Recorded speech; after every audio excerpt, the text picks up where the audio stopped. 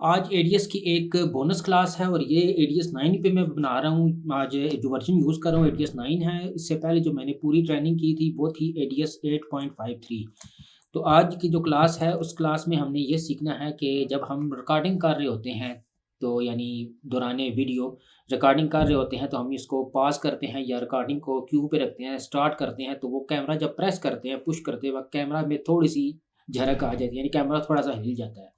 तो इसमें ये होता है जैसा आप देखिए यहाँ हमारे पास बहुत सारे मल्टीपल अगर से वो क्लिप्स हों, मैं इनको ऐसे कर देता हूँ ऐसे। ये देखिए जैसे अब इस टाइम लाइन पे देखिए बहुत सारे क्लिप्स हैं। तो अब हमने अगर कोई ऐसा डाउट है कि भाई इसके स्टार्ट या एंड में हमने हर फ्रेम कट करना है, तो पहले तो मैं सबसे पहले मैं इन पे एक, क्योंकि हम वेडिंग में हम हर जो है जंप कट या क्विक कट या जो जो कट का सीन होता है वो हमने हमेशा करते हैं, इसको डिज़ॉल्व में करते हैं। तो पहले मैं इस पे डिज़ॉल्व ट्रांज़िशन अप्लाई कर देता हूँ। तो ये देखिए सारी की सारी डिज़ॉल्व ट्रांज़िशंस अप्लाई हो चुकी हैं। मैं इसको थोड़ा-सा इसकी हाइट बड़ा कर देता हूँ जी, इसको कर देता हूँ 4 पे। तो अब यहाँ पर हमने ये कुछ क्लिप्स इसके यानी कुछ जो हैं फ्रेम्स हमने कट करने हैं। तो एक तो बड़ा आसान तरीका है कि अगर हमारे पास ये वाला रिपल मोड ऑन हो, तो हम यहाँ से इधर बिलफ़र्ज़ हमने यहाँ से क्लिप इस के एंड वाले फ्रेम कट करने हैं, तो हम एम प्रेस करेंगे। और अगला जो है अगले वाले जिसका स्टार्ट है अगले जो इसका क्लिप है उसके स्टार्ट के फ्रेम प्रेस करने कट करने हैं, तो करते हैं जी हम एन। तो आज मैं बड़े अरसे बाद क्लास बना रहा हूँ, बहुत ही अरसे बाद। आज है जी, तारीख भी आपको दिखा देता हूँ। तारीख है आज ये 2026 है। ठीक है, तो अच्छा ये अगर अच्छा इस तरीके के साथ अगर और तरीका भी है कि हम यहाँ से इसको ना एक-एक क्लिप को ना हम थोड़ा-थोड़ा हम कट करते हैं, यानी ये थोड़ा-सा क्लिप ऐसे कट कर दिए, थोड़े से ऐसे कट कर दिए। तो क्या ही बात हो कि हम सारे क्लिप्स को एक ही दफ़ा में जल्दी से के साथ सारे के सारे क्लिप हम ये इसके स्टार्ट और एंड के फ्रेम के हम जो है क्लिप्स हैं वो कट कर दें। तो इसके लिए एक की है जो कि बाय डिफ़ॉल्ट आपके कीबोर्ड की उसकी शॉर्टकट की तो नहीं बनी होगी। तो आपने आना है यूज़र सेटिंग में आने के बाद आपने आना है जी, ये इसकी जो टाइम लाइन होती है, यूज़र इंटरफ़ेस, विंडोज़ कलर और ये टाइम लाइन, यहाँ पर आपने एक की सर्च करनी है,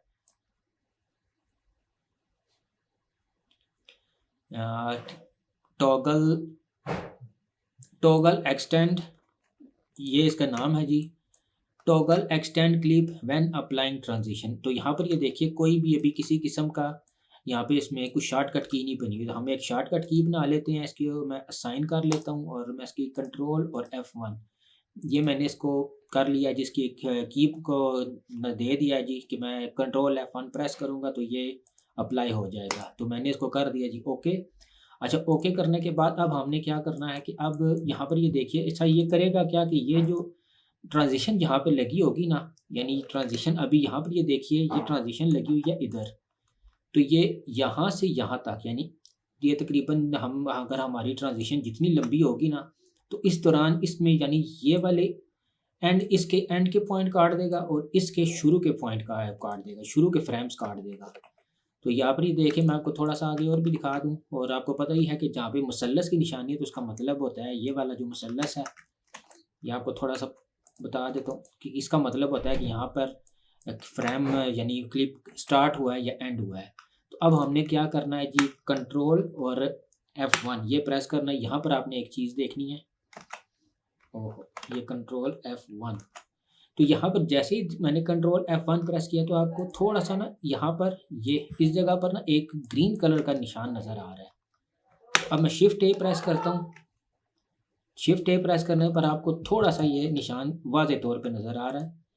तो अब हमने क्या करना है जी, ऑल्ट और टी प्रेस करेंगे तो ये जो ट्रांज़िशन लगी हुई है, जितनी भी ट्रांज़िशंस लगी होंगी ये सारी ऑटोमेटिक कट हो जाएँगी। शिफ्ट ए प्रेस किया और ऑल्ट और टी किया तो ये देखिए अब सारी की सारी जितनी भी हैं वो सारी की सारी कट हो चुकी हैं।